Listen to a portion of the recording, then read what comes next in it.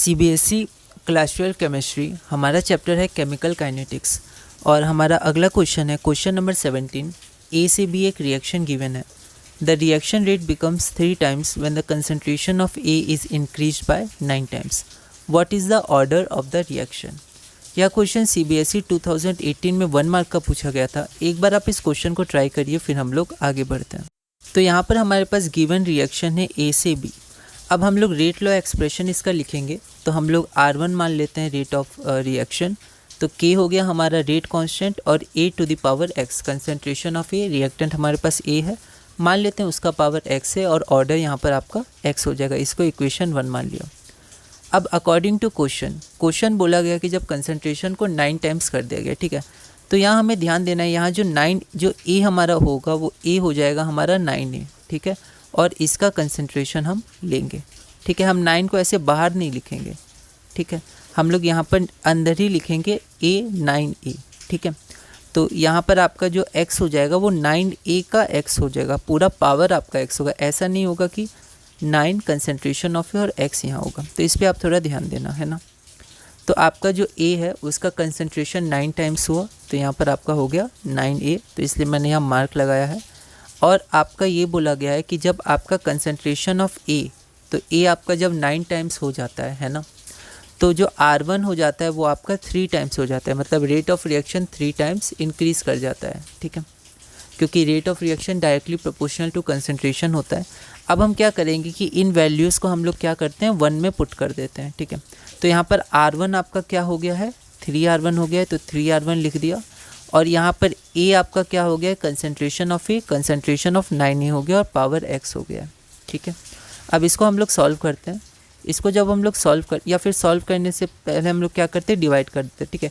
एक तरीका तो ये है, तो आप इसको सॉल्व करिए। जैसे आप इसको लिख दिए 3R1 is equal to K, तो यहाँ पर हो जाएगा 9 टू द पावर X और A to the power X। एक तो ऐसे हो सकता है, ठीक है, फिर आप इसको आगे बढ़ा सकते हैं। उसके बाद आप क्या कर सकते हैं, इसको डिवाइड कर सकते हैं, ठीक है। आगे चल के हम लोग देखेंगे बहुत क्वेश्चन से हम लोग डिवाइड करेंगे। तो सेकेंड को हम लोग 1 से डिवाइड कर देते हैं, ठीक है। तो यहाँ हो जाएगा 3R1 by R1 is equal to K, 9A to the power X और A to the power X, ठीक है। तो K और K आपका कैंसिल हो जाएगा, R1 आपका कैंसिल हो जाएगा, तो 3 बराबर 9 टू द पावर X। आप कैंसिल मत करिएगा, है ना, क्योंकि रिप्रेजेंटेशन में जनरली हम लोग कैंसिल नहीं करते हैं। तो यहाँ पर 9 को लिख सकते हैं 3 टू द पावर 2 और 2 टाइम्स X 2X हो गया आपका। So 3 is equal to 3 to the power 2X, ठीक है। तो ये 1 हो गया, तो 2X बराबर 1, तो X बराबर 1/2। तो X क्या था हमारा ऑर्डर ऑफ द रिएक्शन, और हमें वही पता करना था। तो हमारा ऑर्डर ऑफ द रिएक्शन क्या हो गया 1/2 हो गया, ठीक है। अगला क्वेश्चन है क्वेश्चन नंबर 18।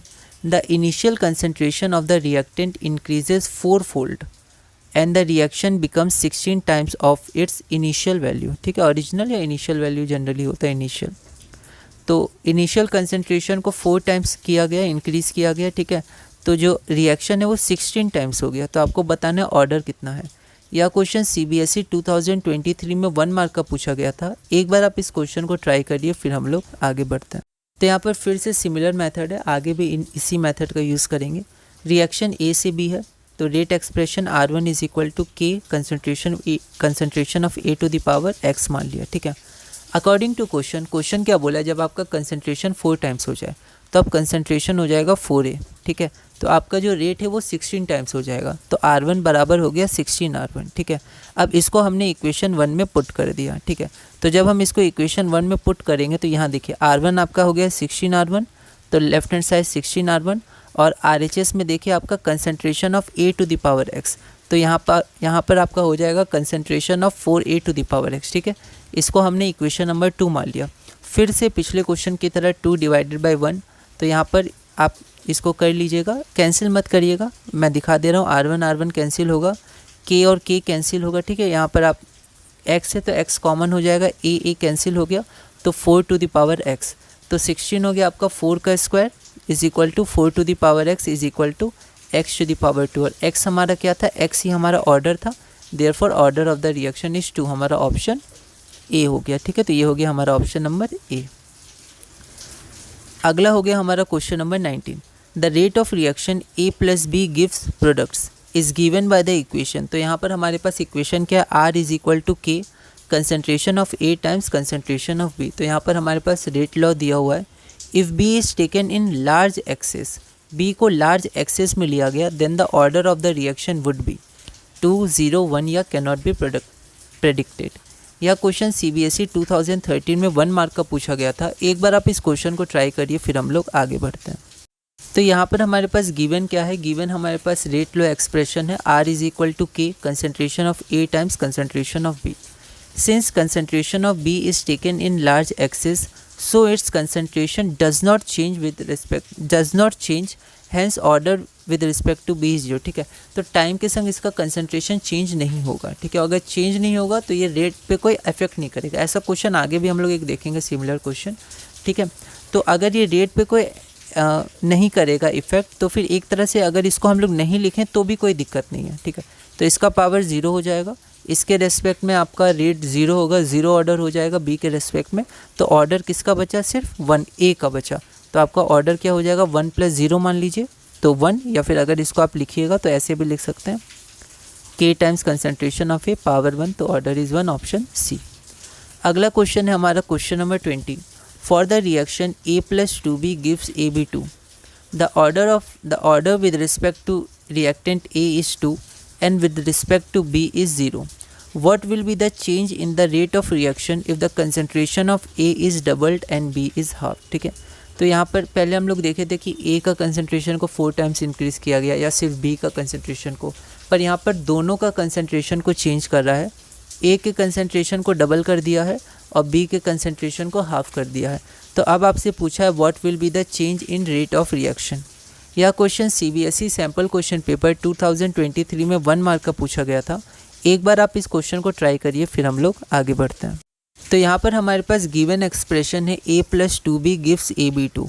फिर से हम लोग रेट एक्सप्रेशन लिखेंगे, क्योंकि a के रेस्पेक्ट में 2 ऑर्डर है तो a⁴ और b के रेस्पेक्ट में 0 है तो b⁴।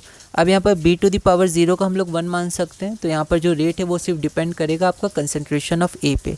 So r is equal to k times a⁴, इसको हमने इक्वेशन नंबर 1 मान लिया। ठीक है, now if a is doubled, ठीक है, तो अगर a को डबल करेंगे, अब order with respect to b क्या है, 0 है। ठीक है, तो आप यहाँ ध्यान दीजिए कि यहाँ पर आपको बोला है b हाफ हो गया, तो अब ऑर्डर तो b के रिस्पेक्ट में 0 है, तो b लार्ज एक्सेस में एक तरह से, तो अगर उसके कंसंट्रेशन को हाफ भी कर दें तो वो फ़र्क नहीं पड़ेगा कोई रेट पर। ठीक है, क्योंकि जिसका ऑर्डर 0 होता है उसके कंसंट्रेशन का फ़र्क नहीं पड़ता। हमने पिछले क्वेश्चन में ही देखा कि जो b है उसका ऑर्डर 0 है, इसका मतलब वो रेट पर कोई इफेक्ट नहीं डालेगा।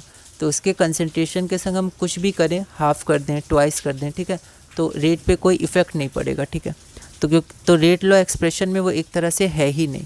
तो यहाँ पर मैंने लिख दिया order with respect to b is 0, so change in concentration of b has no effect on r। ठीक है, जैसे हमने पिछले क्वेश्चन में देखा था, लार्ज एक्सेस में है तो उसके रेट पे कोई फ़र्क नहीं पड़ेगा, रेट ऑफ रिएक्शन।